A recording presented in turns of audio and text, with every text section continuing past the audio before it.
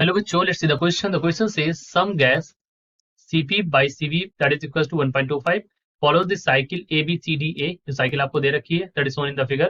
Determine the ratio of the energy given by the gas to its surrounding during the isoperic section of the cycle to the expansion work done during the isobaric section of the cycle. ठीक है, यानी कि आपको ratio निकालना है heat का और work का. ठीक है, चलिए करते हैं इस क्वेश्चन को सॉल्व. इस क्वेश्चन को सॉल्व करने से पहले इसके की कॉन्सेप्ट के बारे में यहाँ पर हम बात करेंगे. देखिए, उन्होंने कहा कि कुछ गैस इस साइकिल को फॉलो करती हैं, ये वाली साइकिल जो आपको दे रखी है डायग्राम में इसको, और इसके लिए Cp बाई Cv की वैल्यू हमको दे रखी है. Cp बाई Cv होता क्या है? गामा होता है.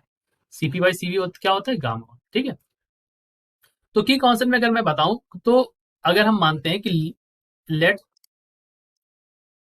n मोल्स ऑफ गैस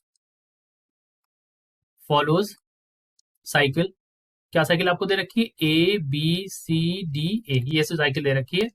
तो अगर आपको क्यू क्यूरी निकालनी होगी यहाँ पर, द हीट जो आती है, heat in the isochoric process, that is equals to n C V dt यानी delta T, that is equals to, इसको आप लिख सकते हैं एन आर, सीवी की वैल्यू एन आर गामा -1, यहाँ पर होता है T B minus T C. ठीक, अगर आपको इसी तरह से अगर आपको वर्क डन निकालना हो for the case of isobaric process, ठीक है, work done for the case of isobaric process. ठीक है, तो आइसोबारिक के लिए अगर आपको वर्क डन निकालना तो क्या हो जाएगा? N R delta T, that means N R delta T मतलब T A minus T D. ठीक है, देखो टी ए से टी डी के लिए ये आइसोबारिक, ठीक है, टी बी से टी सी के लिए आइसोकोरिक. ठीक है, आइसोबारिक मतलब और आइसोकोरिक का मतलब क्या होता है? आइसोकोरिक का मतलब वॉल्यूम कांस्टेंट, आइसोबारिक का मतलब प्रेशर कांस्टेंट, ऐसा बोलते हैं. ठीक है, ये बात आपको समझ में आनी चाहिए.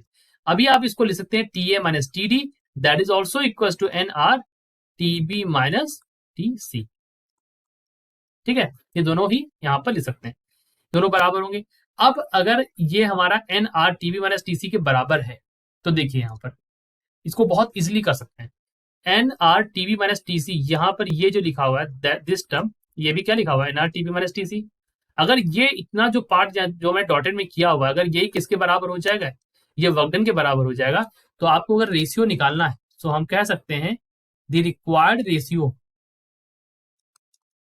ठीक है, मैं देखो आइसोबारिक मतलब क्या है? Pressure constant. ठीक है, तो चाहे ए से डी के लिए आप जाओ T A minus T D करो यहां पर भी, और चाहे बी से सी के लिए आप देखो यहां पर भी क्या है? हमारा प्रेशर कांस्टेंट चल रहा है.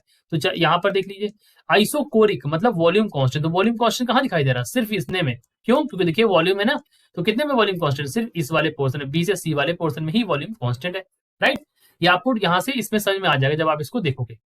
तो अभी आपको रेशियो निकालना है तो आप ले सकते हैं Q बाई W, ये हमारा आइसोकोरिक है, ये हमारा आइसोबारिक है, मैंने बी मेंशन कर दिया है. अब आप इसको लिखें तो यहां पर क्या लिख सकते हैं? देखिए यहां पर तो ये तो हो जाएगा 1 अपॉन गामा -1. ठीक है, 1 अपॉन गामा -1 ये वाली हो जाएगी. ठीक, और तो कुछ हो जाएगा होगा नहीं यहाँ पर. तो 1 अपॉन गामा -1 इसको जब सॉल्व करेंगे आ जाएगा. तो गामा की वैल्यू है 1.25, -1 कर देंगे तो 1 अपॉन यानी कि 100 अपॉन 25 हो जाएगा, और 100 अपॉन 25 क्या होता है? 4 होता है. तो आंसर कितना हो जाएगा? 4 हो जाएगा. तो दिस इज द रेशियो. अगर आप लिखना चाहें तो आप इसको लिख सकते हैं 4:1, ये हमारा रेशियो हो जाएगा. ठीक है, so I hope you understood it well. Best of luck.